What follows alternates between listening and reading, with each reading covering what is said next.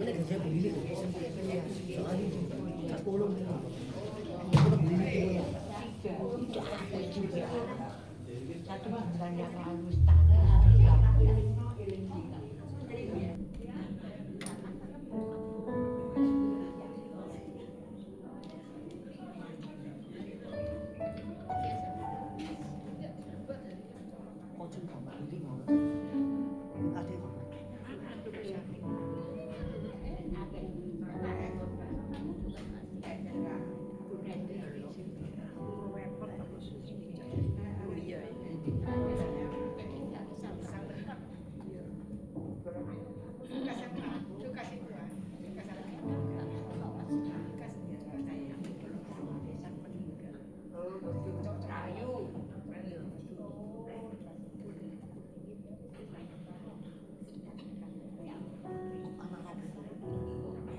Shalom Bapak Ibu Saudara semuanya.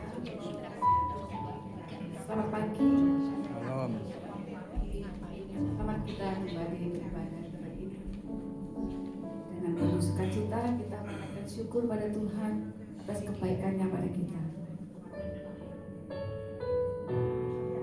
Sungguh Tuhan yang terindah buat kita semuanya.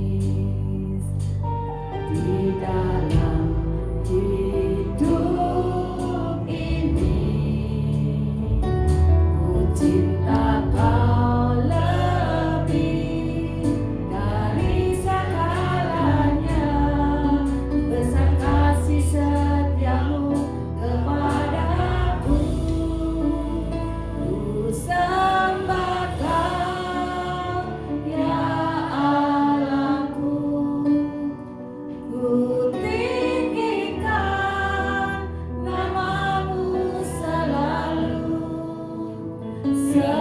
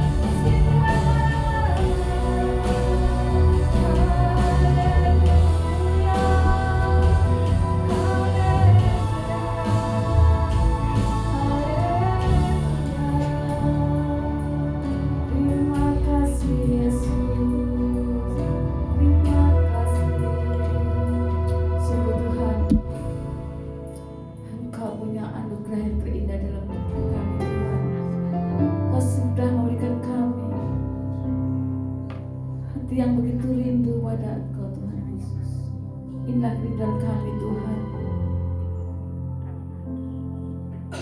Yesus,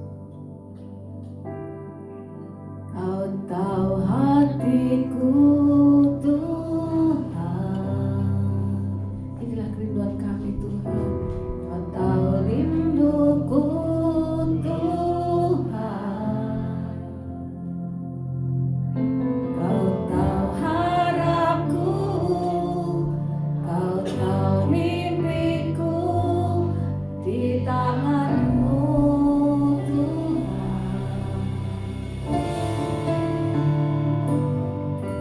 Dalam setiap jalanku,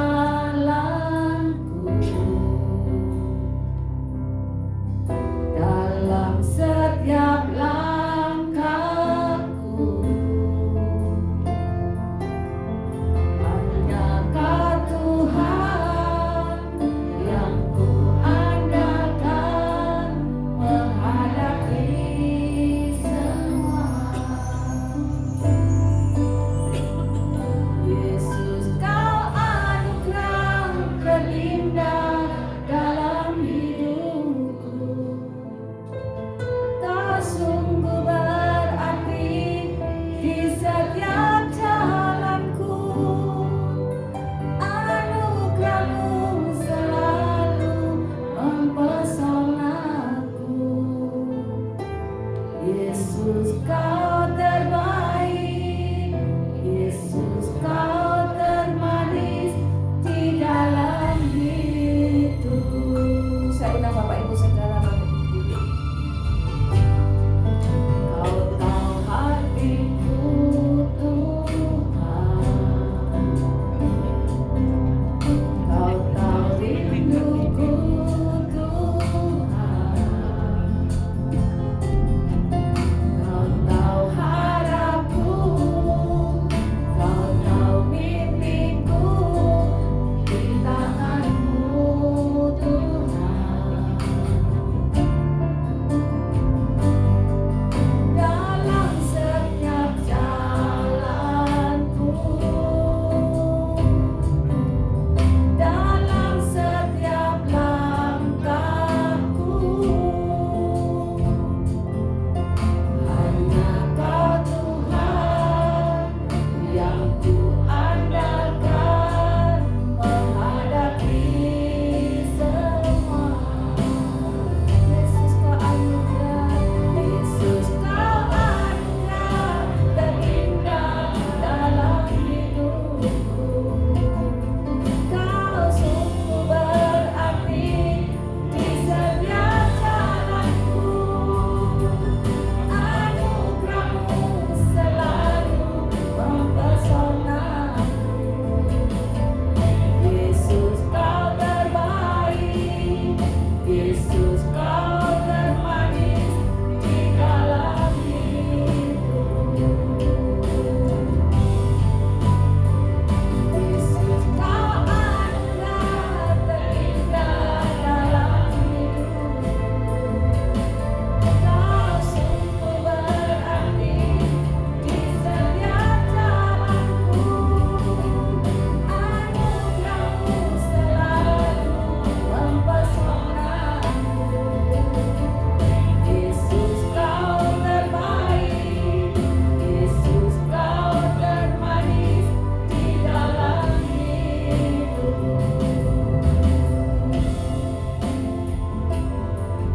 Yesus, Kau termanis.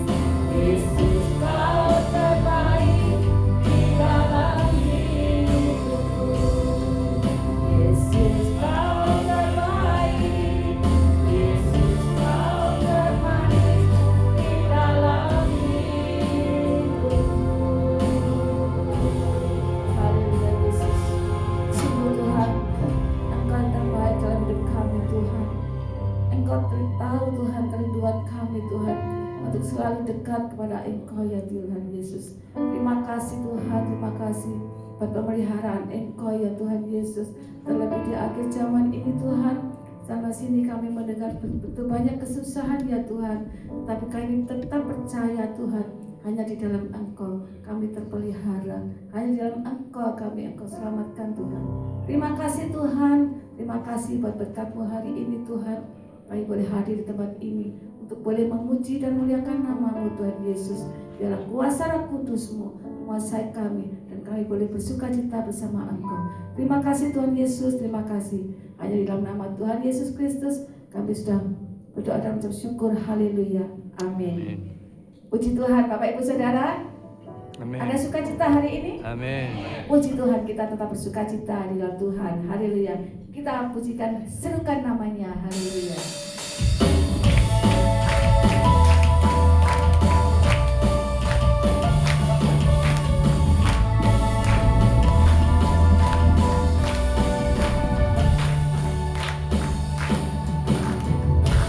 Tuhanku maha besar, Tuhanku maha kuasa, Raja segala raja.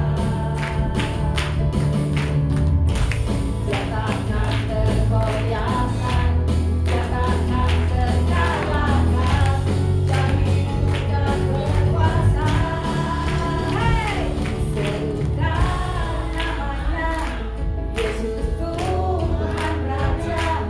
Segala kuasa tunduk dalam namanya. Dia luar biasa, perkasa mulia, Yesus nama di atas segala nama.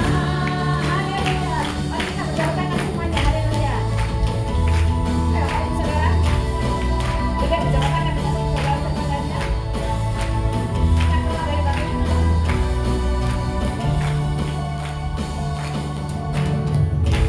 Tuhanku maha besar, Tuhanku maha kuasa, Raja segala raja. Dia takkan tergoyahkan, dia takkan terkalahkan, Dia hidup dan berkuasa. Serukan namanya, Yesus Tuhan Raja. Segala kuasa tunduk dalam namanya.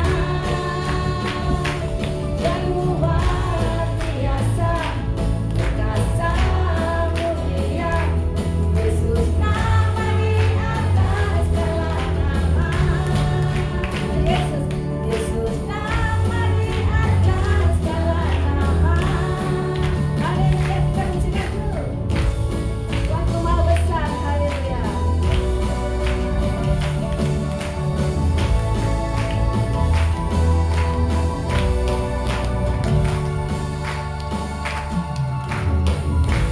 Tuhanku maha besar, Tuhanku maha kuasa, Raja segala raja. Yes, yes, yes, yes. Dia takkan tergoyahkan, dia takkan terkalahkan, Dia hidup dan berkuasa. Serukan namanya, Yesus Tuhan Raja. Segala kuasa tunduk dalam namanya. Dia luar biasa, perkasa mulia, Yesus nama di atas segala nama. Yesus nama di atas segala nama. Yes, serukan namanya, Yesus Tuhan Raja. Segala kuasa tunduk dalam namanya. Luar biasa, perkasa mulia, Yesus nama di atas segala nama. Yesus nama di atas segala nama. Yesus nama di atas segala nama. Haleluya, puji Tuhan. Silakan duduk Bapak Ibu Saudara semuanya. Ada ruang kesaksian di tempat ini. Mungkin Bapak Ibu Saudara mau bersaksi, menyaksikan cinta kasih Tuhan. Ayo silakan.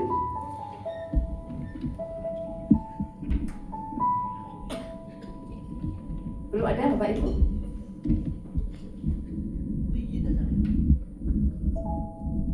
Sambil menunggu ya Bapak Ibu. Biarpun gunung beranjak, tetapi kasih Tuhan tetap setia pada kita. Amin. Mari kita pujikan ini. Meskipun dengan duduk ya, tapi tetap kita dengan goyang boleh.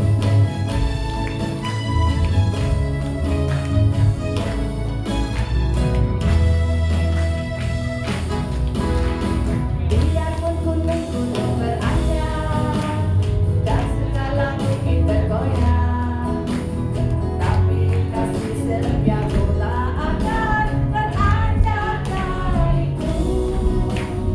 Biarpun gunung-gunung beranjak dan segala bukit bergoyang, tapi kasih setiamu tak akan beranjak dariku.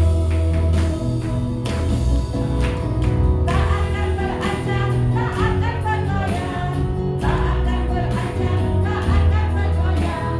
Demikianlah firman Tuhan yang mengasihiku. Haleluya.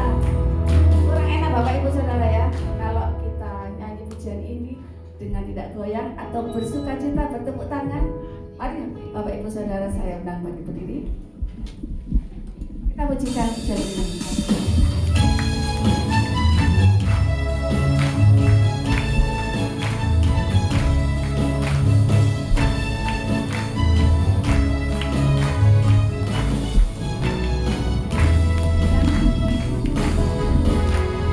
Biarpun gunung-gunung beranjak dan segala bukit bergoyang, tapi kasih setiamu tak akan beranjak dariku.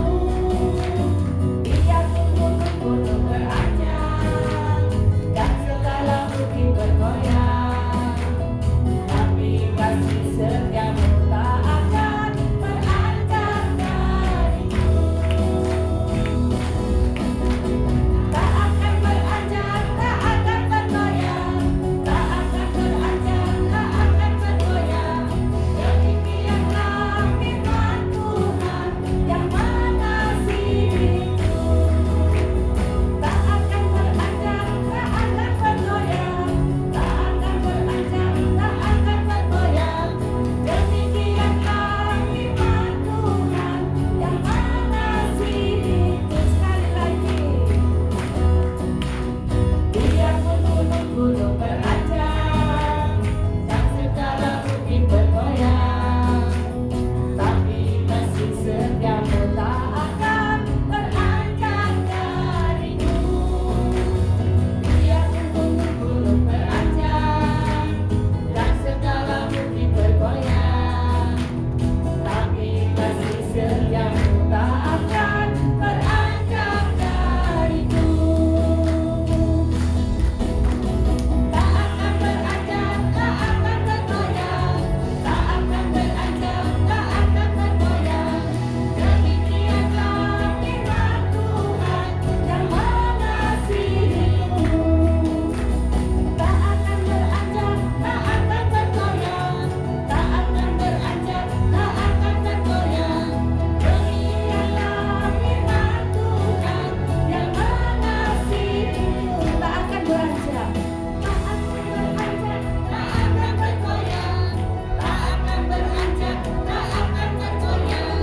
Demikianlah firman Tuhan yang mengasihiku. Haleluya. Tak akan beranjak, tak akan bergoyang, tak akan beranjak, tak akan bergoyang. Demikianlah firman Tuhan yang mengasihiku.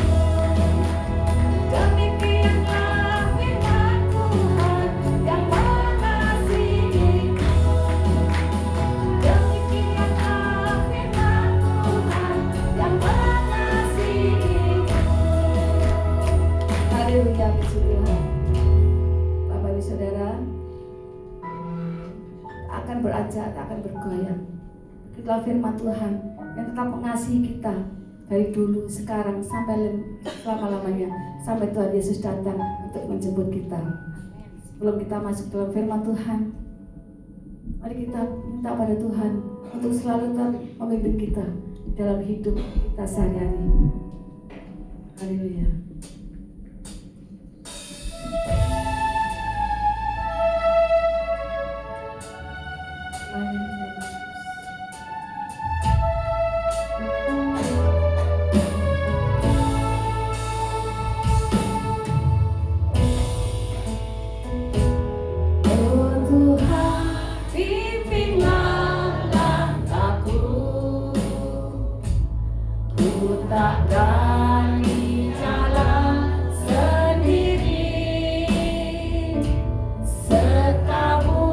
Itulah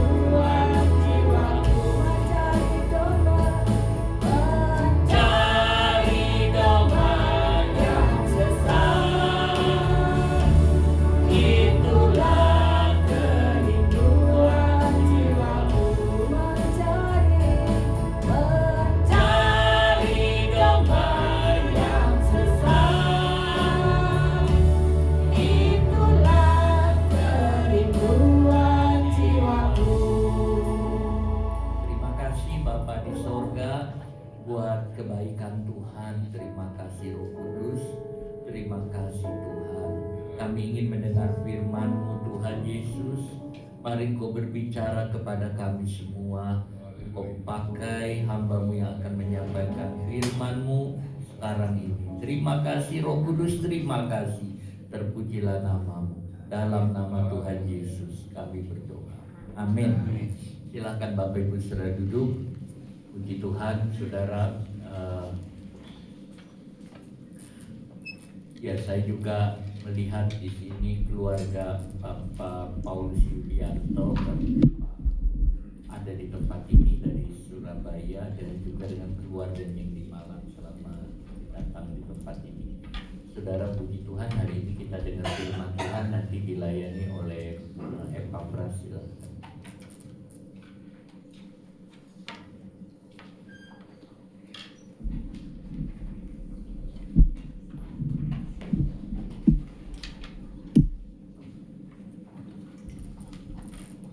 Shalom, puji nama Tuhan. Saya bersyukur kalau pada pagi hari ini dipercayakan kembali untuk bisa menyampaikan apa yang menjadi isi hati Tuhan untuk saya bisa sampaikan. Pada pagi hari ini saya ingin kita melihat satu bagian, yaitu mengenai menghidupi identitas kita sebagai orang percaya. Kenapa saya tertarik mengambil atau melihat akan satu hal ini? Karena seringkali atau kadang-kadang kita sebagai umat percaya ini, kita seringkali hanya sebatas atau berhenti pada pengakuan saja bahwa kita adalah orang percaya kepada Tuhan, bahwa kita adalah orang yang menerima Yesus sebagai Tuhan dan Juru Selamat. Tetapi di dalam kehidupan kita tidak mencerminkan sebagai orang yang percaya. Di dalam kehidupan sehari-hari kita tidak ada bedanya dengan orang yang belum percaya di luar sana. Sehingga saya tertarik untuk kita sama-sama melihat bagaimana sih kehidupan yang Tuhan inginkan sebagai kita semua yang orang yang telah percaya kepada Tuhan. Bagaimana sih sikap hidup kita yang seharusnya tercermin atau yang terpancar dari kehidupan kita. Mari kita sama-sama melihat di dalam Keluaran pasal 19 ayat yang keempat sampai yang ke-6. Di dalam Keluaran pasal yang ke-19 ayat yang keempat sampai yang ke-6, beginilah firman Tuhan. Kamu sendiri telah melihat apa yang kulakukan kepada orang Mesir, dan bagaimana aku telah mendukung kamu di atas sayap Raja Wali dan membawa kamu kepadaku. Jadi sekarang jika kamu sungguh-sungguh mendengarkan firmanku dan berpegang pada perjanjianku, maka kamu akan menjadi harta kesayanganku sendiri dari antara segala bangsa, sebab akulah yang empunya seluruh bumi. Kamu akan menjadi bagiku kerajaan imam dan bangsa yang kudus. Inilah semuanya firman yang harus kau katakan kepada orang Israel. Puji nama Tuhan.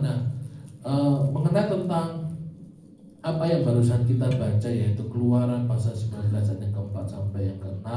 Kalau saya bisa menceritakan tentang mengapa sih sampai Tuhan harus memberikan identitas yang baru kepada orang Mesir. Karena sebelumnya waktu itu orang Israel pernah di bawah pemerintahan dari orang Mesir. Dia diperbudak, dia dilakukan kerja paksa sampai kehilangan identitasnya.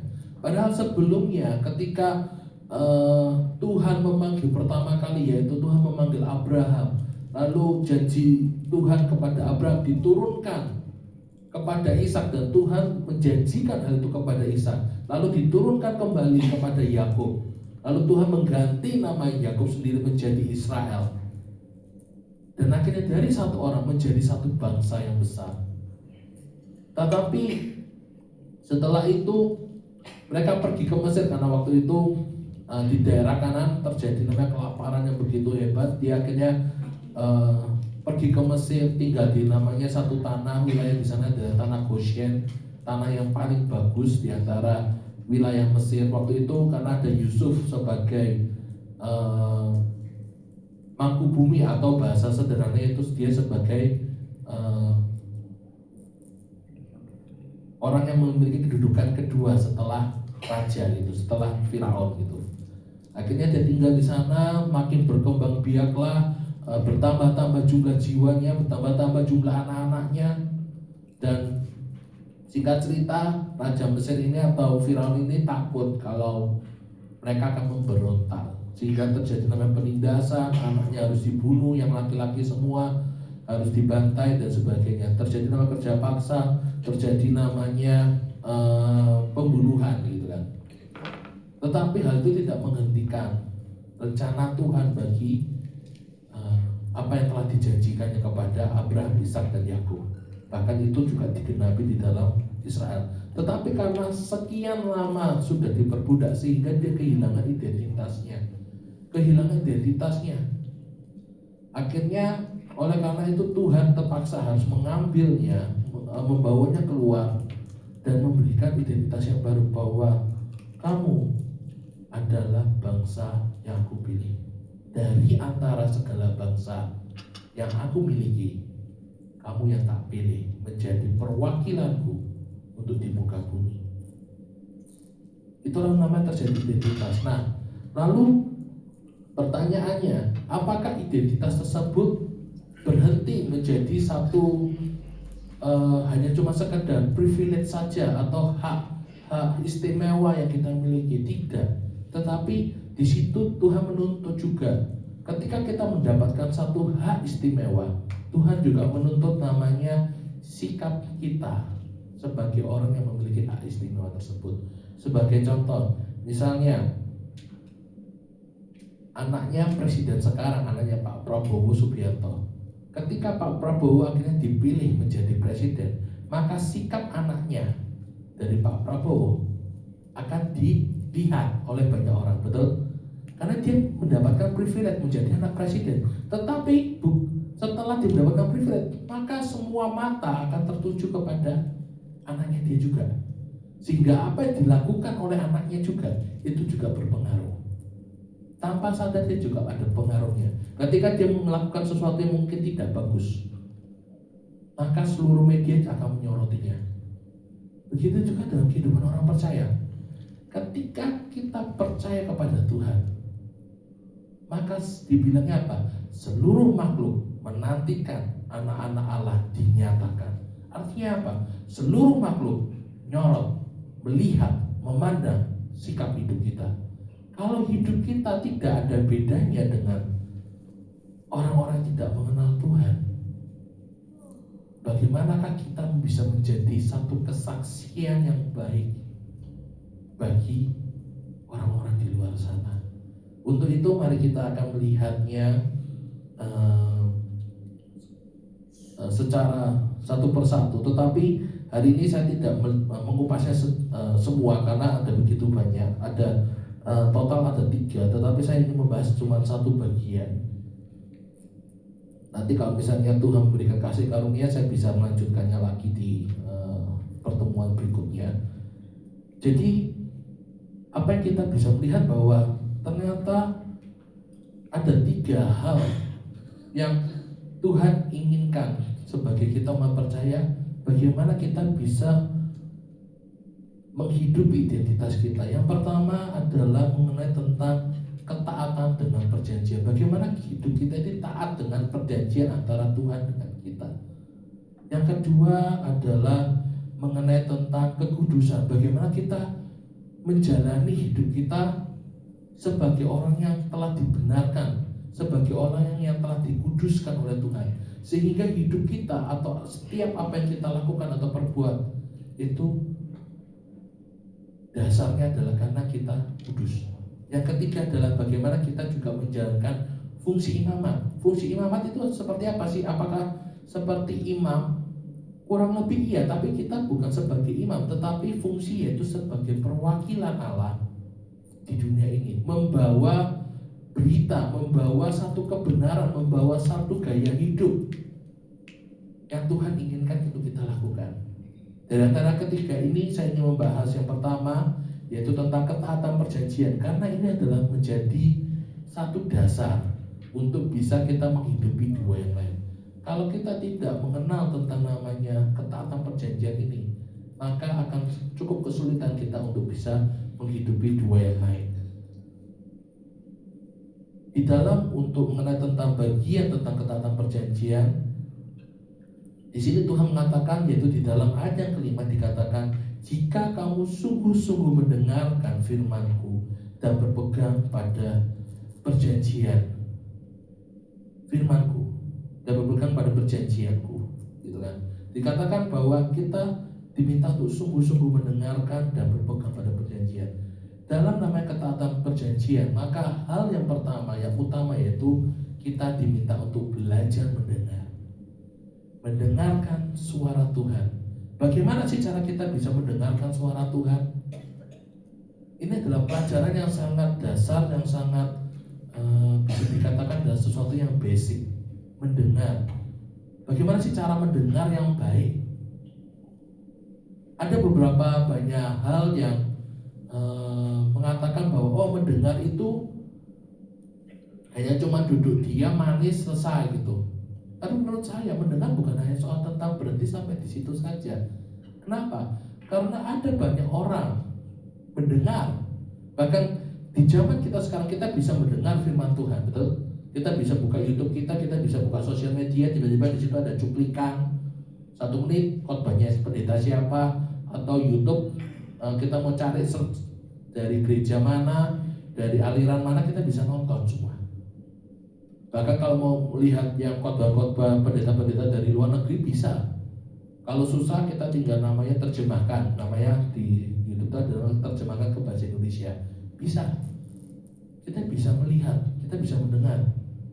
Tetapi mendengar yang Tuhan inginkan adalah bagaimana firman itu masuk di dalam hati kita dan terjadi namanya perubahan di dalam kehidupan kita.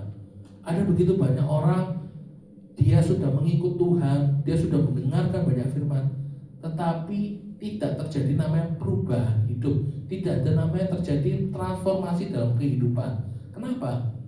Karena mereka hanya cuma duduk manis mendengar, masuk telinga kiri, keluar telinga kanan, bahasa gampangnya seperti itu. Mereka cuma duduk mendengar, hanya sekadar mendengar aja. Nanti setelah berapa menit ditanyain, tadi firmannya apa? Kayaknya itu deh. Jadi gak ada sesuatu yang pasti. Pakai namanya kayaknya itu.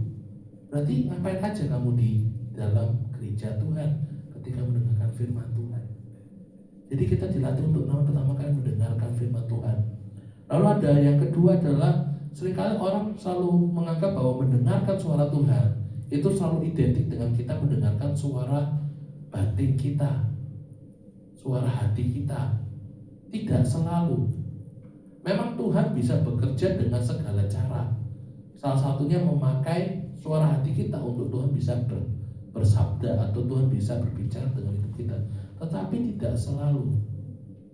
Untuk itulah ketika tiba-tiba misalnya kita dalam satu perenungan firman Tuhan di kamar kita masing-masing, atau di tempat saat teduh kita masing-masing, ketika suara hati itu berbicara atau suara batin kita itu berbicara, hendaklah kita untuk mengeceknya, untuk mengujinya dengan firman Tuhan. Dikatakan bahwa di dalam 1 Yohanes 4 ayat yang pertama dikatakan, ujilah semuanya. Ujilah itu, jangan gampang percaya. Uji apakah itu sesuai atau sejalan dengan firman Tuhan atau tidak. Kalau tidak, udah pasti itu bukan dari Tuhan. Itu udah pasti bukan dari Tuhan. Lalu bagaimana sih kita supaya bisa mendengar dengan baik? Apa sih yang kita katakan tentang mengenai perikop, mengenai tentang mendengar? Ada 3 lapisan, ada tiga hal tentang mendengar. Yang pertama, yaitu mendengar berarti memperhatikan. Mendengar berarti memperhatikan. Di dalam Amsal 4 ayat 20 dikatakan, perhatikanlah perkataanku dan arahkanlah telingamu kepada ucapanku. Di dalam Matius 13 ayat yang ke-9 dikatakan, siapa bertelinga, hendaklah ia mendengar. Jadi mendengar berarti artinya pay attention atau memperhatikan. Dan ini seringkali, bahasa ini seringkali digunakan oleh para guru-guru. Dulu ketika kita masih sekolah gitu kan, kita seringkali mendengar guru kita mengatakan, ayo murid-murid perhatikan yang di papan tulis, betul? Kadang-kadang ketika saya mendapatkan ketika saya pernah mengajar di satu sekolah, kadang-kadang saya juga melakukan hal itu ke murid-murid saya. Saya mengatakan, ayo perhatikan dulu, jangan main sendiri, jangan ribut sendiri, jangan melakukan aktivitas sendiri, ayo perhatikan dulu yang di papan tulis. Jadi mendengar itu seperti memperhatikan dengan seksama, bukan hanya sekedar angin lalu saja, tetapi memperhatikan. Ini yang Tuhan mau. Pay attention, memperhatikan. Ada satu kasus gitu kan, ketika saya sedang mengajar gitu kan, mengajar murid-murid gitu kan, namanya juga anak-anak masih SD gitu kan. Kadang-kadang tingkat fokus mereka agak kurang gitu kan. Ketika saya ngajar, tiba-tiba terakhir ketika saya sudah menjelaskan dan sebagainya, biasanya ada ujian gitu kan, ada tes gitu kan. Untuk tujuannya seberapa mereka ini memahami apa yang saya ajarkan gitu kan. Dan tes itu keluar dan hasilnya ada yang bagus, ada yang kurang gitu. Yang kurang saya tanya, nah kamu tadi jelas gak ya Pak Guru ngajar? Oh jelas, loh kok bisa nilainya kurang bagus, kenapa gitu kan? Dan sekali kadang-kadang di situ ada keluar namanya, kamu perhatikan nggak apa yang Pak Guru tadi ajarkan? Seringkali kita juga tidak memperhatikan apa yang ketika Tuhan menyampaikan sesuatu. Kita hanya cuma sekedar angin lalu, oh yang penting aku sudah datang mendengar firman dan saya pulang. Itulah kenapa kehidupan kita, meski mungkin kita sudah mengiring Tuhan sekian puluh tahun, tapi tidak ada namanya perubahan hidup. Karena kita cuma mendengar, tidak ada namanya memperhatikan. Hanya cuma mendengar, tapi tidak ada transformasi hidup karena kita tidak memperhatikan. Ini yang Tuhan mau, memperhatikan adalah kunci dasar yang pertama dari namanya mendengarkan suara Tuhan. Pay attention, memperhatikan. Yang kedua, mendengar berarti menerima dengan iman dan kerendahan hati. Ini maksudnya apa sih? Menerima. Ketika kita mendengar suara Tuhan, kadang-kadang suara Tuhan itu keras, artinya menegur keras hati kita, menegur secara keras akan hidup kita. Dengan tujuan apa? Supaya kita berubah, supaya kita tidak melakukannya lagi. Ketika firman itu datang, ketika suara Tuhan itu datang, dan mungkin suara itu saat itu keras sekali sih bagi hidup saya. Pertanyaannya, apakah kita mau menerimanya dengan kerendahan hati, ataukah kita mau tetap mengeraskan hati kita? Kok firmannya disampaikan hamba Tuhan ini kok keras banget ya? Oh udahlah, besok aku gak usah ke gereja lagi, tak pindah cari yang enak. Kadang-kadang kita orang percaya masih di level itu. Ketika tiba-tiba kita datang duduk mendengarkan firman Tuhan, dan ketika firman itu keras menghantam hidup kita, kadang-kadang ada berapa banyak yang juga mengambil keputusan yang salah, yang mengatakan, udahlah aku gak mau gereja-gereja lagi. Ngapain?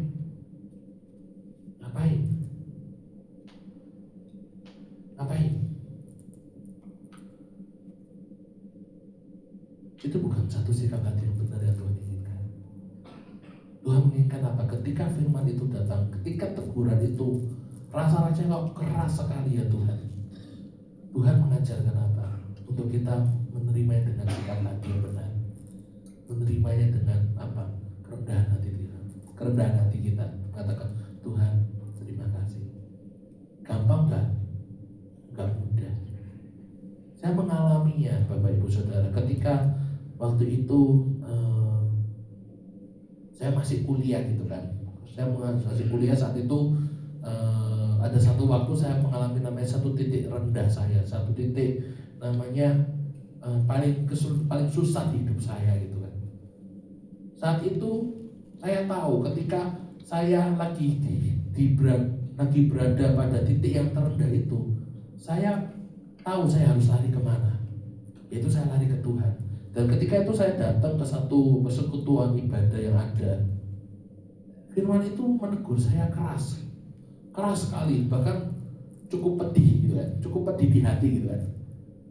Dan di situ tantangan ini muncul. Apakah saya mau menerimanya dengan rendah hati, ataukah saya mengeraskan hati saya, mengatakan aku datang perasaan minta dihibur kok malah dihantemi lagi di hati saya gitu kan.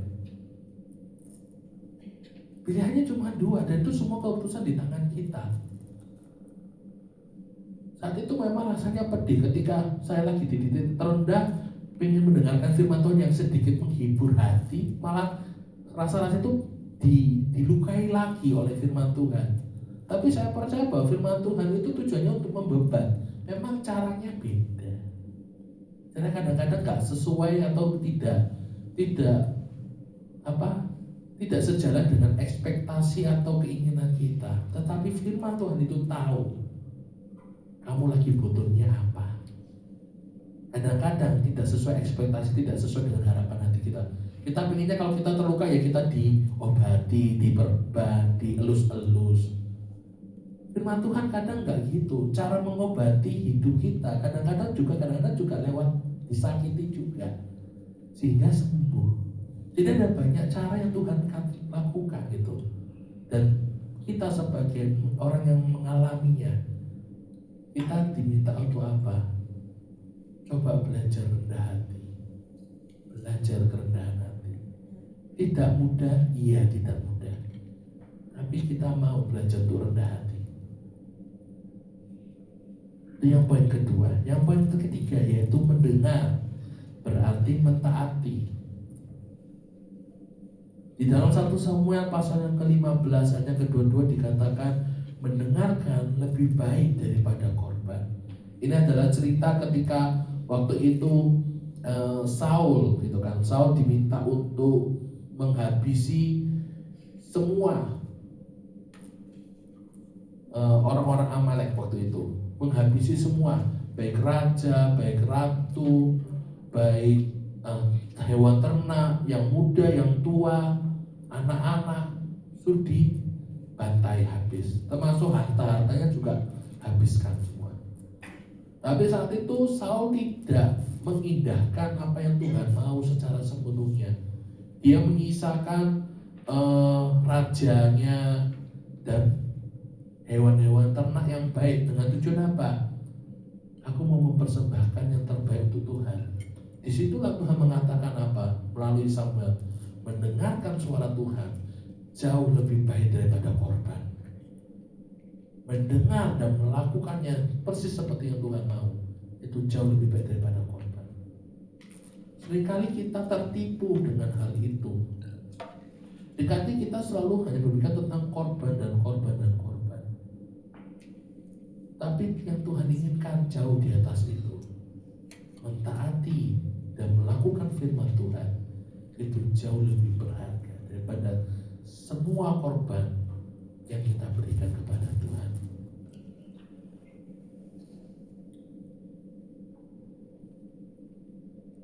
Bahkan di dalam Yohanes 10 ayat ke-27 dikatakan, domba-dombaku mendengarkan suaraku dan mereka mengikut aku.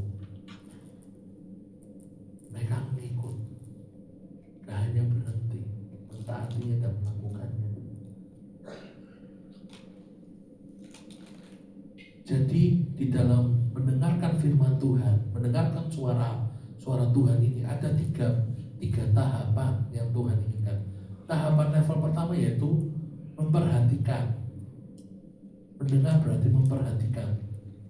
Apakah kita memperhatikan dengan sungguh-sungguh atau enggak? Lalu habis itu naik lagi ke level yang berikutnya, yaitu menerima firman itu dengan kerendahan hati kita. Ketika firman itu datang mungkin keras sekali, bagaimana sikap hati kita?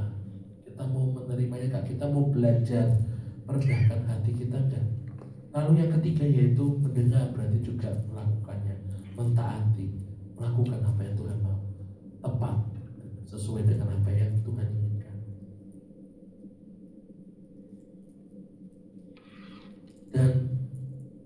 mendengar ini tidak hanya berhenti pada momen-momen tertentu saja, tetapi hendaklah kita melakukannya terus dengan setia sampai akhir, gitu kan. Lalu poin yang berikutnya, yang kedua dari namanya ketaatan perjanjian. Yang kedua adalah yaitu bagaimana kita memegang perjanjian antara Tuhan dengan kita. Memegang perjanjian berarti artinya kita menjaga, memelihara, setia dengan hubungan perjanjian itu. Kebanyakan dari kita mungkin beberapa ada yang pengusaha, ada yang juga bekerja di dunia pekerjaan. Seringkali kita tidak jauh namanya dengan namanya membuat suatu kontrak kerja, gitu kan. Mungkin yang karyawan membuat sebelum dia diterima dengan perusahaan atau setelah melakukan wawancara ada namanya kontrak kerja. Dari perusahaan A, orang pebisnis mungkin dia mengadakan namanya juga kontrak terhadap perusahaan lain, B2B, kerjasama. Ada namanya kontrak, dan mereka saling namanya menghargai, saling namanya menghormati akan kontrak yang sudah ditulis itu.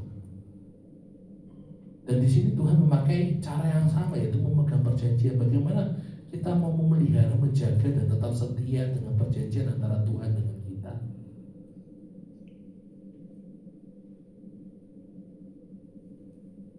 Dan apa yang Tuhan inginkan tentang perjanjian ini bukan hanya sebatas kita tahu saja tentang isi perjanjian, ataupun hanya cuma menyetujui tentang perjanjian. Oke, saya melihat, membaca, dan oke, saya setuju. Tetapi yang Tuhan inginkan adalah kita juga menghidupi dalam kesetiaan kepada Allah, gitu kan. Menghidupi di dalam kesetiaan itu dan menolak namanya berkhianat, gitu. Mungkin kalau di dalam pekerjaan mungkin kadang-kadang kita melihat ada yang berkhianat atau apa, atau misalnya mereka berpaling kerja dan sebagainya. Tetapi yang Tuhan inginkan adalah tidak berkhianat. Berkhianat ini artinya apa? Artinya dia menyembah Tuhan yang lain, menyembah kepada Allah yang lain. Tuhan tidak menginginkan itu. Dan yang terakhir adalah Tuhan menginginkan apa? Untuk kita menuruti perintah-perintah yang Tuhan berikan. Jadi apa sih yang dimaksud dengan memegang perjanjian ini atau setia dengan perjanjian ini? Yaitu adalah sebuah kesetiaan yang konsisten yang Tuhan mau. Bukan hanya satu ketaatan yang musiman. Oh, aku musim ini aku taat, musim ini aku enggak. Tuhan ingin kita selalu setia dan taat, memegang akan perjanjian dengan Tuhan. Ada 3 hal gitu yang bisa kita lihat dengan dalam memegang perjanjian ini. Yang pertama adalah menjaga loyalitas, yang artinya adalah bahwa kita hanya akan tetap berpegang teguh menyembah Tuhan, memegang Tuhan sebagai Tuhan dan Raja kita. Kita mau tetap setia menyembah Tuhan sebagai Tuhan dan Raja kita. Jangan sampai posisi Tuhan ini digantikan dengan hal apapun. Kadang-kadang di dalam ketika kita mengiring Tuhan, tanpa sadar kita menggantikan posisi Tuhan yang utama dengan hal-hal yang lain. Kalau zaman dulu mungkin ada namanya bentuk penyembahan terhadap dewa dan dewi tertentu. Tetapi sekarang banyak jenisnya, bisa macam-macam. Ada yang mengatakan hobi, ada yang mengatakan pekerjaan, ada yang juga mengatakan sesuatu yang bisa mengatakan juga tentang uang, ada yang juga mengatakan tentang kecanduan nonton film tertentu ataupun sosial media dan sebagainya. Ada begitu banyak hal gitu. Pertanyaannya, apakah itu salah? Enggak. Apakah hobi kita salah? Enggak. Apakah kita bermain game salah? Enggak. Apakah kita menonton film salah? Enggak. Tetapi ketika semua hal itu dilakukan dan akhirnya menggantikan posisi Tuhan yang utama, itu yang baru problem. Jadi semua dilakukan boleh nggak boleh, kita bekerja boleh nggak boleh, kita bekerja terus habis itu mengelola uang dengan baik boleh nggak boleh. Tetapi ketika uang itu kita sudah naik posisi menjadi Tuhan, mentuhankan uang atau mentuhankan hobi kita, mentuhankan pekerjaan kita, sehingga di dalam kehidupan kita akhirnya aku kok gak bisa ya saat teduh dengan Tuhan, kok aku gak bisa yang namanya beribadah kepada Tuhan, kok aku gak bisa yang melakukan ini. Bahkan akhirnya kehidupan kita seolah-olah cuma dikejar dengan, mungkin kalian bekerja dengan orang lain, dikejar dengan target, dikejar dengan satu tanggung jawab, kewajiban. Akhirnya hal itu terus menerus terjadi di dalam kehidupan kita, sehingga kita tidak menjaga hubungan kita dengan Tuhan. Itu yang problem dan bahaya. Seringkali dunia memakai itu untuk tujuannya menjauhkan hidup kita dengan Tuhan. Setan tahu bahwa kekuatan umat percaya itu ketika dia semakin dekat dengan Tuhan, hidup dia semakin kuat. Iblis tahu kekuatan atau kunci dari kekristenan sebenarnya adalah hubungan intim dengan Tuhan, hubungan intim dengan Bapa di sorga. Karena setan itu tahu, akhirnya dia membuat orang Kristen ini sibuk dengan A, dengan B, dengan C, dengan D, sampai gak ada habis-habisnya, sampai mengatakan, Tuhan kok kayak waktu 24 jam kok kurang ya, boleh gak Tuhan request nambah jamnya jadi 36 jam gitu. Kalau seandainya Tuhan kabulkan nambah jadi 36 jam, belum tentu kita punya waktu. Karena apa? Karena itu memang sistem yang dunia sudah buat. Tujuannya apa? Supaya kita lupa dengan hubungan intim kita dengan Bapa di surga, dengan Tuhan yang kita sembah. Tujuannya itu akhirnya apa? Kehidupan kita semakin lama semakin apa? Kok semakin kosong ya? Semakin lama semakin kosong, semakin lama semakin menjauh daripada Tuhan. Tuhan gak mau. Tuhan ingin kita apa? Berikan waktu, menyediakan waktu. Dalam beberapa waktu ini saya cukup sibuk gitu kan, ada beberapa hal yang saya sedang lakukan lagi intens, cukup intens lah. Ada satu hal yang saya lakukan cukup intens itu dalam kehidupan kadang-kadang sempat gitu kan, sempat saya lupa untuk namanya saat teduh gitu kan. Dalam hal namanya membaca firman gitu, kadang-kadang saya lupa, oh iya aku belum baca firman ya, lupa ya. Akhirnya saya baca, belajar. Memang capek nggak capek, kadang-kadang ketika sudah melakukan itu pikiran sudah panas, penat, pinginnya apa? Pinginnya santai gitu, pinginnya kita rebahan, mungkin menghibur diri gitu kan, supaya pikiran nggak terlalu penuh lagi. Tapi kalau kita hanya cuma melakukan itu saja, kita nggak ada waktu untuk namanya mempertahankan hubungan kita dengan Tuhan. Mau nggak mau akhirnya apa? Kita harus menyediakan waktu. Kita harus menyediakan waktu belajar. Rasa-rasanya Tuhan aku mau nggak pingin ya, tapi Tuhan mengatakan ayo belajar. Jangan sampai hal itu menggantikan posisi Tuhan. Baik pekerjaan kita, baik apapun juga, jangan sampai itu mengganti posisi Tuhan. Yang kedua adalah menjaga firman dan perintahnya. Di sini Tuhan menginginkan bahwa umatnya ini memegang dengan sungguh-sungguh. Memegang bukan berarti sekedar hanya percaya, Tuhan aku percaya akan perintahmu, tetapi juga ada satu bagian yang sama, yaitu Tuhan menginginkan untuk kita juga taat dan menuruti apa yang Tuhan mau, mengerjakan apa yang Tuhan inginkan. Dan yang ketiga adalah menjaga integritas itu. Menjaga integritas artinya apa? Kadang-kadang di dalam perjalanan iman kita kadang-kadang tidak bisa 100% bisa hidup di dalam namanya kesucian atau kekudusan. Kadang-kadang kita masih namanya jatuh di dalam dosa. Kadang-kadang kita masih namanya punya kelemahan sehingga kita tidak setia, kita tidak taat kepada Tuhan. Tetapi yang Tuhan minta adalah ketika kita jatuh, kembalilah kepada Tuhan. Ketika kita tidak taat kepada Tuhan, ayo kita mau belajar taat lagi. Ayo kita mau belajar setia lagi. Kadang-kadang ada beberapa orang mengatakan, oh ya sudah jatuh ya sudah, nggak mau bertobat. Ada. Tapi yang Tuhan inginkan adalah ketika kita mungkin jatuh, ketika kita mungkin sudah tidak taat, kita mau belajar kembali lagi kepada Tuhan. Tuhan ajari aku supaya aku bisa taat. Ajari aku Tuhan supaya tidak jatuh lagi dalam hal yang sama.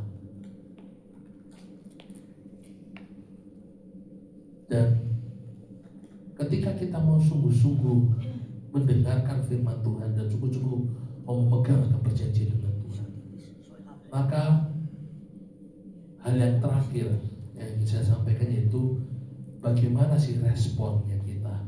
Apa sih respon yang Tuhan inginkan bagi hidup kita sebagai umat milik Allah?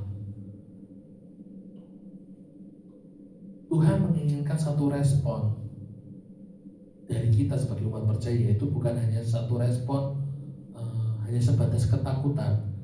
Kalau kita baca Alkitab gitu kan, kalau kita baca firman Tuhan, kadang kan di Alkitab itu ada banyak aturan gitu kan. Kamu tidak boleh ini, kamu nggak boleh itu, kamu nggak boleh ini, kamu nggak boleh itu. Kalau kamu melakukan ini maka akibatnya ini. Kalau kamu melakukan itu, maka akibatnya ini. Memang seringkali bentuknya kayak rule, kayak satu aturan yang kok begitu mengikat ya Tuhan, kok begitu banyak sekali aturan. Tetapi yang Tuhan inginkan adalah supaya kita menghidupinya bukan karena kita takut akan akibatnya yang terjadi kalau kita melanggar. Enggak. Tetapi Tuhan menginginkan satu respon yang di atas itu, yaitu responnya apa? Karena kita mau taat karena ada hubungan antara hidup kita dengan Tuhan.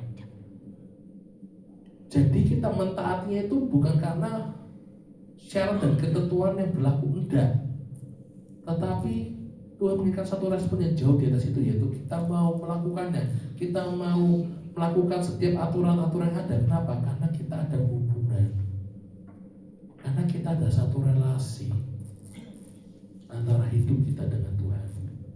Sehingga ketika kita menjalani itu, aturan-aturan yang ada, kita tidak akan menjalani dengan sesuatu yang berat, sesuatu yang kok rasanya abot ya Tuhan, kok rasanya kok banyak sekali rule-nya, banyak sekali aturannya. Enggak, gitu kan. Contoh paling gampang gitu kan, kalau Bapak Ibu ada yang pernah keluar negeri gitu kan, kadang-kadang di luar negeri itu contoh paling gampang adalah Singapura lah. Di Singapura gitu kan, itu aturannya ketat gitu kan. Bahkan sampai pejalan kaki aja, nyebrang jalan aja diatur gitu kan. Jangan sekali-sekali Bapak Ibu kalau yang belum pernah ke Singapura, jangan sekali-sekali ketika Bapak Ibu ke Singapura nyebrang jalan tidak sesuai dengan rambu-rambu lalu lintas. Tidak boleh. Kenapa? Karena akan dapat denda. Dendanya cukup fantastis gitu kan. Itu aturannya. Bahkan sampai kita nyebrang jalan aja diatur gitu. Mungkin bagi kita yang hidup di Indonesia, kita nyebrang jalan tinggal angkat tangan gini, gini, tunggu, enak. Singapura tidak boleh angkat tangan ketika lampunya tetap merah, diklakson, pajak sama mobilnya, gitu kan. Beda aturan. Tapi ketika kita akhirnya hidup di sana lama, karena mungkin kita sudah ini, sehingga kita jalani, misalnya nyebrang jalan harus tekan tombol dulu sampai tunggu lampu merahnya berubah jadi hijau, dan itu di waktu loh Bapak Ibu. Gak ada kita bisa namanya jalannya santai-santai, gak ada. Karena jalannya cukup cepat, setengah lari kan. Istilahnya bahasa jalan cepat gitu kan. Bahkan juga ada namanya naik eskalator juga diatur. Kalau mau berdiri manis di sebelah kiri, yang bagian kanan tidak boleh, harus kosong. Tujuannya apa? Untuk orang yang mau balap. Sampai naik eskalator aja diatur. Kalau kita orang Indonesia, kok kebangetan sih? Eskalator ya kan, kita maunya di kiri kayak, mau di kanan kayak bebas. Singapura tidak boleh. Singapura kalau mau duduk, kalau mau berdiri santai harus di kiri. Ada orang lawan, ada orang berdiri di kanan. Orang yang balap no, mas minggir mas minggir mas, begitu kan. Tapi ketika kita sudah menghidupi itu, ketika kita sudah lama tinggal di sana, kita akhirnya ujung-ujungnya apa? Nyaman kan. Kita merasa ketika kita melakukan sesuatu itu kayak nyaman, aman. Dan ketika saya melakukan itu, dan jujur saya waktu itu sempat sekolah di sana cuma 3 bulan. Akhirnya saya pulang ke Indonesia, saya ketakutan. Saya pulang ke Indonesia, mobil wong zigzag gitu. Saya ketakutan. Wah ini drivernya kok fantastis sekali gitu kan. Padahal dulu Mungkin ketika saya tinggal lama di Indonesia, saya nggak takut gitu. Mau supir bis atau supir truk yang main balap-balap zigzag nggak masalah. Tapi ketika saya hidup sudah lama di Singapura cuma 3 bulan, padahal itu cuma 3 bulan loh, belum yang bertahun-tahun loh. Saya cuma 3 bulan, saya kembali ke Indonesia, saya ketakutan. Naik travel saya pengen teriak saat itu, Mas turunkan saya Mas, aku pengen turun. Kenapa? Karena gak nyaman, gak enak. Padahal kalau mau dibilang secara aturan Singapura jauh lebih banyak daripada Indonesia. Ngejelasin detailnya banyak. Tapi ketika kita sudah hidup lama, aturan itu sudah gak berasa berat bagi hidup kita. Kita sudah menjalani. Itulah yang Tuhan mau. Kehidupan kekristenan yang Tuhan inginkan adalah kita tidak menjalani hidup itu hanya cuma melihat dari aturan-aturan yang ada, tetapi karena kita sudah tinggal, sudah bergaul dengan Tuhan intim, sehingga aturan itu akhirnya kita tidak menjalani based on atau berdasarkan aturan itu, tetapi berdasarkan apa? Hubungan intim kita dengan Bapa di surga. Sehingga semua aturan yang ada yang Tuhan kasih tidak menjadi beban berat bagi hidup kita. Soalnya kita seperti hidupnya ya hidup biasa. Hidupnya biasa seperti orang normal. Kenapa? Kita sudah menghidupinya dulu. Kita sudah tinggal di dalamnya dulu. Sehingga kita gak perlu namanya merasa apa? Berat, merasa takut, merasa apa. Inilah yang Tuhan inginkan. Sebuah respon yang benar. Melakukan apa yang Tuhan inginkan. Jadi kesimpulannya apa? Dalam hal ini, di dalam ketaatan perjanjian, saya ngundang untuk tim PAW itu bisa maju ke depan. Jadi ada 3 hal gitu kan, di dalam hal mengenai tentang ketaatan perjanjian gitu kan. Yang pertama adalah kita diminta untuk belajar secara basic, secara dasar, yaitu mendengar. Bagaimana pendengaran kita akhir-akhir ini? Apakah pendengaran kita baik enggak? Apakah pendengaran kita hanya cuma sebatas mendengar saja seperti angin lalu, masuk telinga kiri, keluar telinga kanan bahasanya?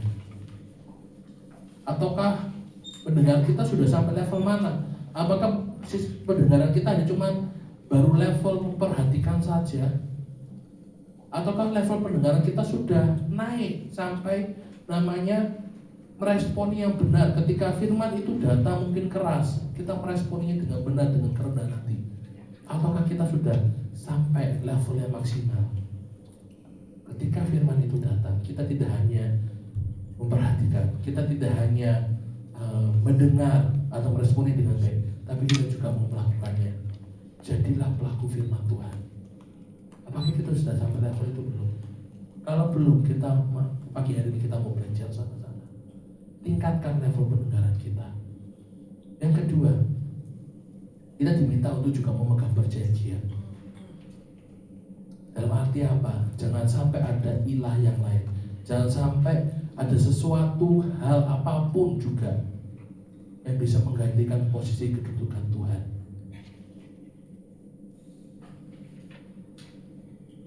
Dan mungkin ketika kita dalam perjalanan iman kita mungkin jatuh di dalam dosa, kita mau segera berbalik kepada Tuhan. Dan yang terakhir adalah respon yang Tuhan inginkan, bukanlah respon karena bentuk ketakutan antara aturan, antara mungkin sebab akibat dan sebagainya. Tuhan gak mau. Tetapi kita mau memiliki respon yang benar. Kenapa? Karena ada satu hubungan kedekatan antara hidup kita dengan Bapa, antara hidup kita dengan Tuhan. Saya ajak kita semua untuk tundukkan kepala kita. Bapak Ibu,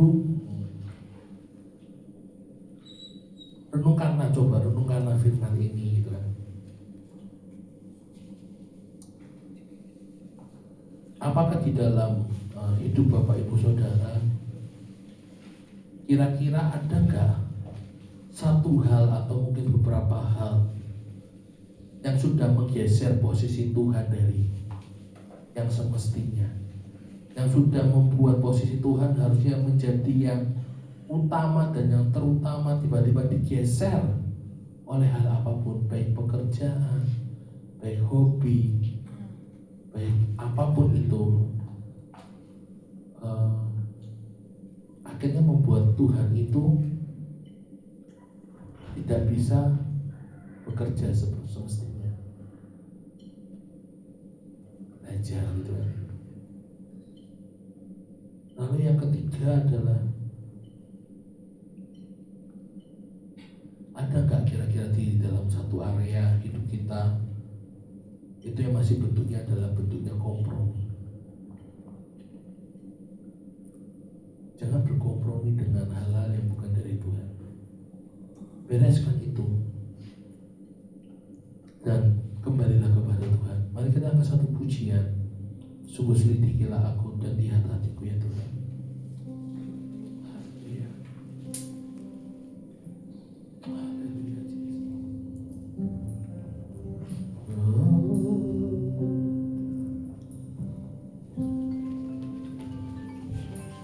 Selidiki aku,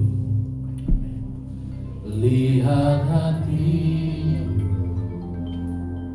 apakah ku sungguh mengasihimu, Yesus, Kau yang Maha Tahu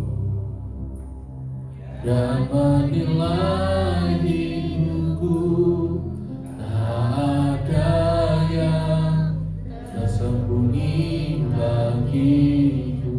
Sungguh selidiki aku, lihat hatiku, apakah ku sungguh mengasihi, Yesus, Kau yang Maha Tahu dan menilai hidupku, tak ada yang tersembunyi bagiku. Telah kulihat, amin, Dan berakhir di hidupku, ku berjuang sampai akhirnya, Kau dapati aku. aku tetap setia.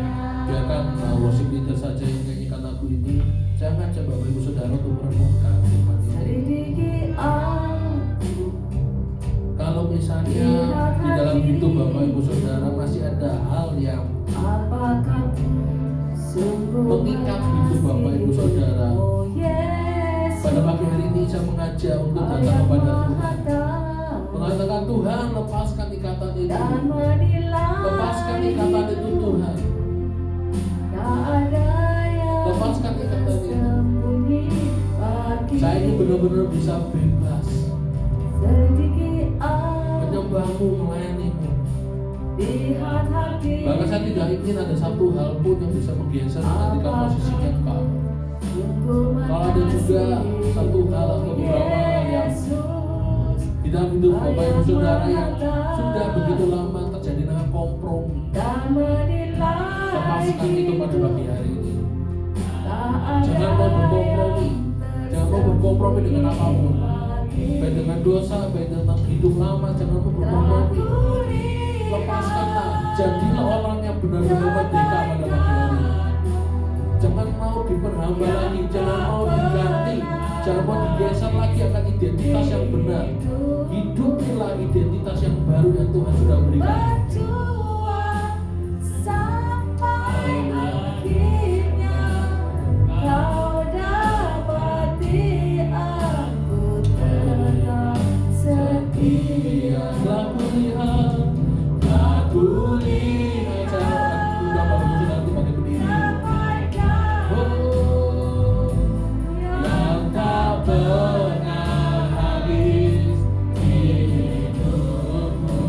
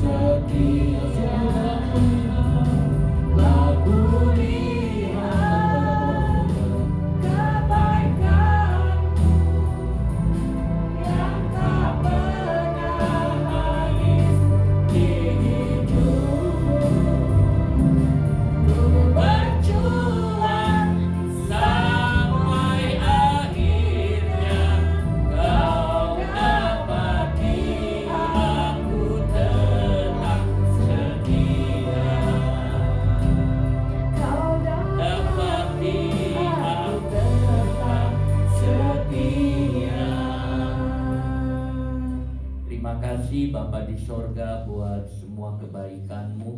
Terima kasih Tuhan untuk firman-Mu. Biarkan identitas kami sebagai anak-Mu, sebagai orang percaya itu benar adanya. Terima kasih Tuhan Yesus, tanamkan firman-Mu di dalam hati kami. Hamba-Mu Engkau yang mengurapi dan senantiasa membukakan kebenaran firman-Mu. Terima kasih Tuhan Yesus. Dalam nama Tuhan Yesus kami berdoa. Amin. Silakan Bapak Ibu Saudara duduk. Saya tambahkan sedikit saudara, identitas. Saudara tahu kan identitas saudara? Identitas saudara itu ada nama, ada alamat, ada pendidikan, itu identitas yang ada di dalam KTP. Tetapi saudara pernah ada Tuhan mengatakan, aku tidak mengenal kamu. Di dalam Alkitab ada beberapa kata aku tidak mengenal kamu. Yang pertama tentang bukannya ada orang mengatakan, Tuhan aku sudah bernubuat demi namamu, aku sudah menyembuhkan orang sakit demi namamu, aku ini. Tuhan mengatakan aku tidak kenal kamu. Kemudian lagi juga tentang 10 anak darah saudara, 5 anak-anak dari yang bodoh datang, Tuhan bilang aku tidak kenal kamu. Kenapa Tuhan tidak kenal? Kenapa orang itu tidak kenal? Karena identitasnya jadi gak jelas. Saudara, waktu ada orang mengatakan, Tuhan ini aku ini khotbah Tuhan, aku ini melayani Tuhan, aku ini bikin puji-pujian, aku ini juga ikut KKR, aku bikin ini. Tuhan bilang, aku gak kenal kamu. Kenapa? Identitas kamu tidak jelas. Kok bisa sih orang Kristen identitasnya gak jelas? Saudara, padahal udah rajin semua. Karena waktu dilihat Tuhan sudah gak jelas, sudah berubah. Jangan identitas kita itu gak jelas. Identitas kita adalah saudara, warga negara sorga. Nama. Kalau di dalam perjanjian lama atau di dalam orang Ibrani saudara, nama adalah identitas. Makanya Tuhan mengatakan Yehova Jireh. Identitas Tuhan adalah Yehova Jireh. Dia Allah yang melihat, Allah yang mencukupi. Dia menyebut identitas Sidkenu, dia adalah kebenaran. Yehova saudara Rafa, Yesus adalah penyembuh. Itu identitasnya Tuhan Yesus. Jadi kalau sudah lihat Yesus adalah identitasnya penyembuh, yes. Yesus adalah juru selamat, yes. Karena itu identitas saudara. Nah itu yang disebut identitas. Lalu kemudian nama Abraham, Bapa banyak bangsa, ya. Yohanes namanya Tuhan mengasihi. Itulah sebabnya saudara, Yohanes itu adalah rasul yang dikasihi Tuhan. Lalu siapa lagi saudara? Kita bisa lihat nama-nama di dalam Alkitab. Yakub, si pemegang tumit. Dia orang yang maunya berjuang, bergumul. Walaupun dikatakan dia mustahil kamu jadi anak sulung, tetapi Yakub mengatakan enggak bisa. Dan dia bisa jadi anak sulung. Makanya dia pemegang tumit namanya. Karena apa? Dia orang yang mencapai cita-citanya walaupun mustahil dengan berusaha segala cara. Itulah Yakub. Jadi kalau ada orang namanya Yakub itu kayak gitu saudara. Pokoknya dia akan kejar. Saudara, dalam Alkitab itu identitas. Dan identitas itu diberikan kepada kita. Kadang orang tua memberikan nama anaknya ini, segala macam dia memberikan. Saudara, ada orang mungkin diberi nama anaknya itu Grace. Saudara, namanya Grace. Orang tua cuma udah kasih nama. Tetapi berulang kali dipanggil Grace. Nempel dalam pikirannya saudara, didengar teriak Grace. Dia menjadi Grace, anugerah. Itu bisa terjadi begitu, saudara. Tapi kalau ada orang dikasih nama jelek, dipanggil jelek, ya akan jadi bentuk kayak gitu. Kita orang Kristen dipanggil Kristen. Kristen itu artinya pengikut Yesus. Kristen, kita betul jadi pengikut Yesus. Dan identitas kita harus jelas pengikut Yesus. Makanya tadi dikatakan harus taat kepada Tuhan dan sebagainya, itu identitas. Saudara gak bisa nutupin identitas saudara. Saya gak pengen menjadi orang Kristen gaya saudara, gaya preman, saudara, tetap orang berkata kau orang Kristen. Saudara, identitas kita harus jelas. Jangan sampai Tuhan mengatakan udah sampai di pintu sorga, Tuhan bilang, siapa kamu? Oh, saya ini ke gereja setiap tiap minggu. Siapa kamu? Zaitun. Siapa kamu? Aku tidak kenal kamu. Saudara, biar identitas kita itu tunjukkan identitas kita sebagai anak. Kalau ditanya di mana, warga negara mana kamu? Warga negara sorga. Oke? Jadi saudara, itu kira-kira tambahan dari saya. Sebetulnya khotbah tentang identitas itu sangat bagus, saudara. Saudara bisa melihat identitas saya, identitas saudara siapa. Saudara, itu akan jelas. Saudara, itu yang ada. Jadi saudara harus orang bisa lihat tentang saudara dan saudara. Kemarin saya pelayanan di Surabaya, yang jemput saya nggak kenal, dia juga nggak kenal saya. Jadi waktu dia bilang, oh ini Pak Ishak ya? Iya, oh ini saudara. Dia tahu saudara walaupun nggak kenal, nggak tahu identitas dari mana yang dia bisa lihat ya. Saudara, itu yang kita bisa lihat. Nah, saudara, pengumuman dari saya sebelum saya berikan kepada Pak Andi, jangan lupa ya hari Jumat kita akan ada ibadah Paskah di tempat ini, saudara. Kita akan merayakan hari raya Paskah, saudara. Jadi sebenarnya Paskah Kristen itu ada dua, satu hari Jumat, satu hari Minggu. Hari Jumat itu tentang kematian Tuhan, Jumat Agung, dan hari Minggu itu tentang kebangkitan Tuhan. Jadi dua kali Paskah kita, Jumat dengan Minggu, ya saudara. Jumat itu namanya Passover, Minggu itu namanya Easter, saudara. Jadi itu dua yang kita lihat itu Paskahnya kita dua. Jadi saudara, hari Jumat kita ada ibadah kematian Tuhan, dan lalu kemudian hari ini juga ada jamnya, saya rasa sama ya. Saudara jangan lupa saudara ikut jam doa pagi. Saudara coba ikut, saudara.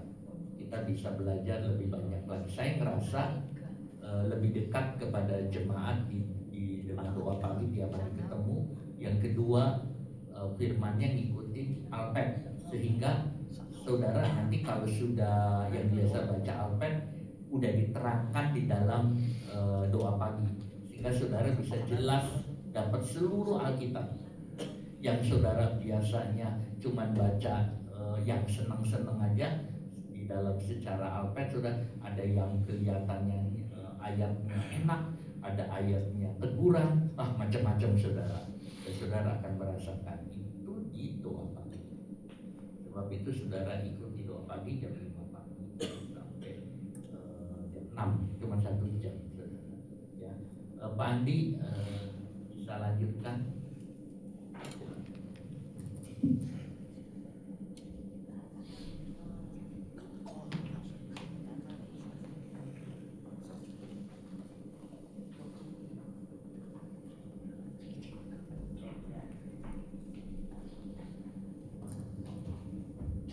Ya, puji nama Tuhan untuk pengumuman satu minggu ibadah gereja kita. Hari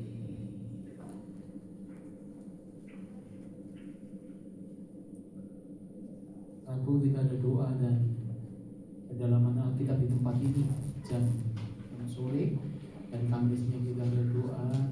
Cuman karena kita cuma ibadah, jadi doanya di tempat rumah masing-masing ya. Kamisnya kita ada ibadah Jumat Agung jam 7:30 pagi, dan Sabtunya kita ada ibadah kaum muda jam 6 sore, dan minggunya kita ada ibadah Paskah jam 7:30 pagi. Alpetnya kita Senin sampai Sabtu kita ada doa pagi dan yang sudah disampaikan Bapak Gembala jam 5 sampai jam 6. Alpetnya hari ini kita sudah di Alpetnya ya. Yang pertama tadi ya, Kisah Para Rasul 25, Hakim-Hakim 7 dan 8 ya. Kitabnya jangan lupa Bapak Ibu baca supaya kita juga semakin bertumbuh di dalam kita mengenal Tuhan. pengumuman yang ada, kita mau sama-sama berdoa untuk persembahan yang ada.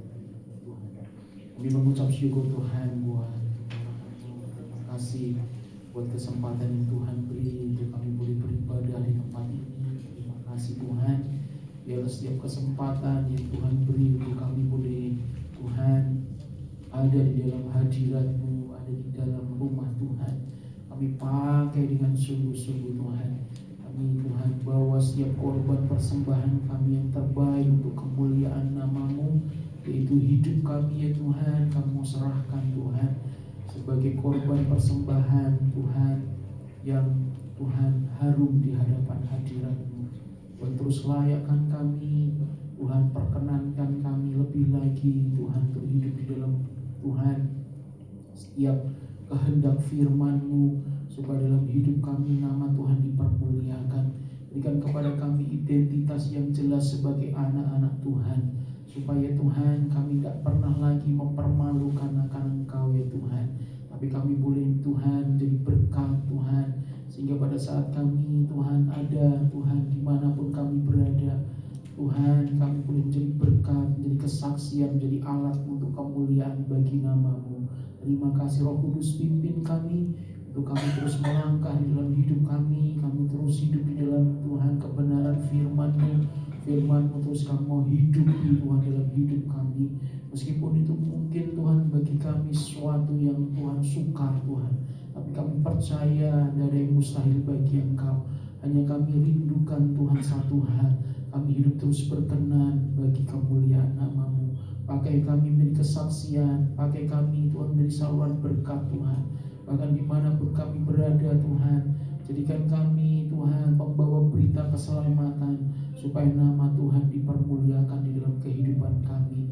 Dan Tuhan melalui hidup kami Tuhan banyak jiwa-jiwa yang boleh Tuhan percaya dan diselamatkan. Biarlah terus kami mau berbuah-buah di hadapan-Mu Tuhan, dan sungguh Tuhan semuanya itu bagi kemuliaan bagi nama-Mu.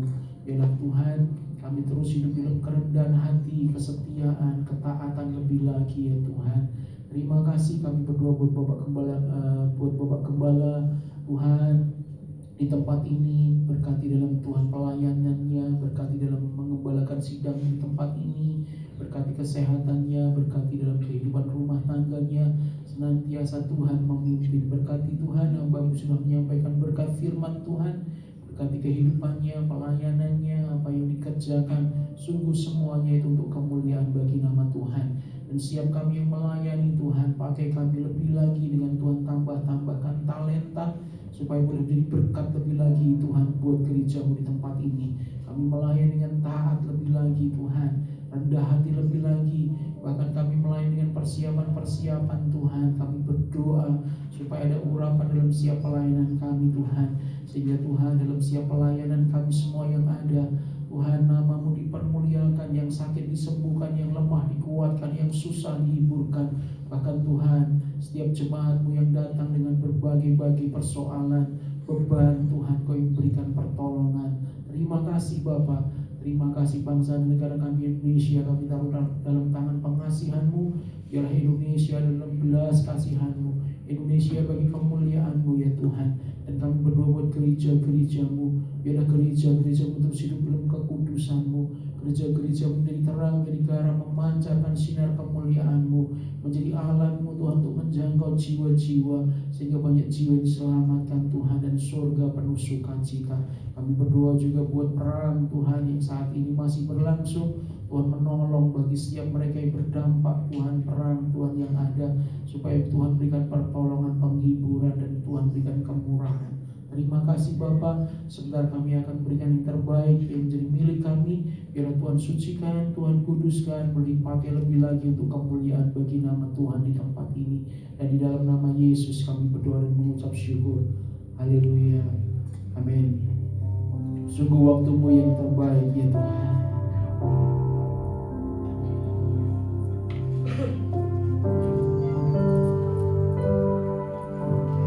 Saat ku tak mampu berharap,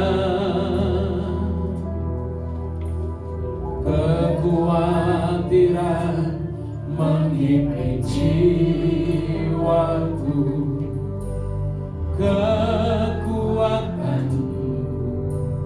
datang darimu, memampukanku kembali berharap. Ajarku mengenal hatimu, percaya jalanmu lah yang terbaik. Di kelemahan kuasa-Mu sempurna, Kau Allah yang tak akan tinggalkan. Amin. Ku percaya, ku percaya Engkau bekerja buat kebaikanku. Amin. Meski Tuhan, walau belum ku melihat, namun kuasa-Mu sempurna. Ku percaya,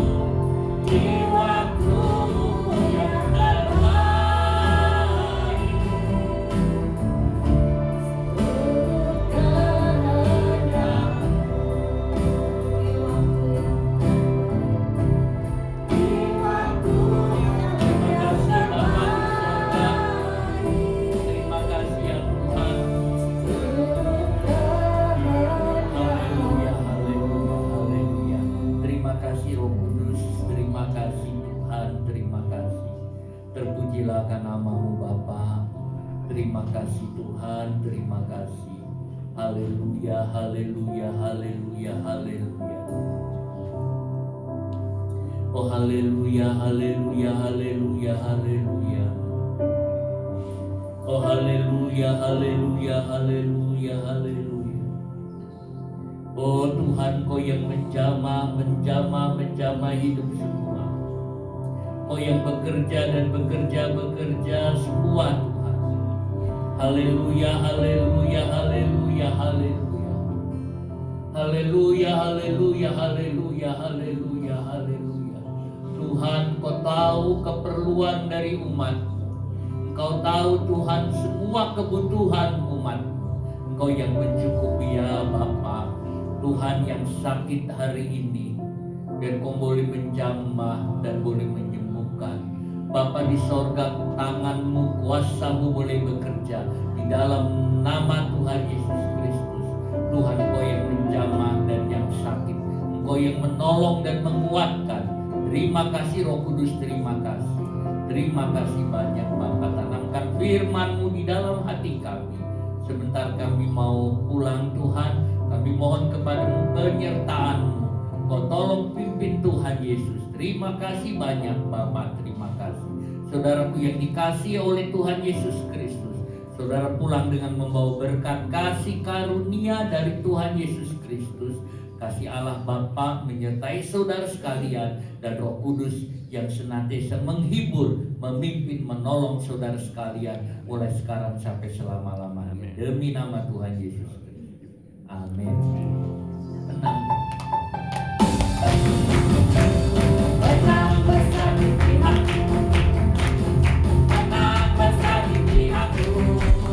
Tuhan akan hidupku berdiam jauh. Menang besar di pihakku, menang besar di pihakku. Haleluya, menang besar di pihakku. Amin. Tuhan akan hidupku berdiam jauh. Menang besar di pihakku. Menang besar di pihakku, menang besar di pihakku. Tuhan Yesus berkati saudara sekalian dan memberi kemenangan. Amin.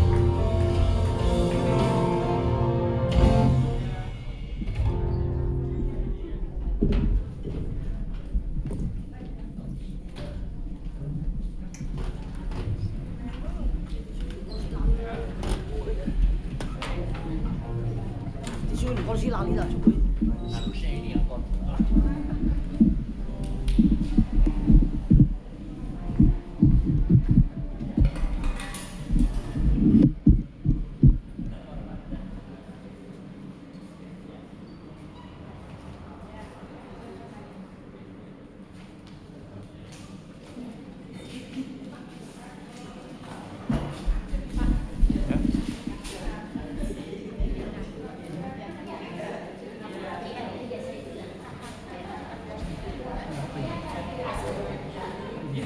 Oh iya, ya nggak usah wis. Ya ini biar ikut saya. Kan mereka mau. Boleh ikut. Mereka loh. Tak baca aku ya mas. Ya.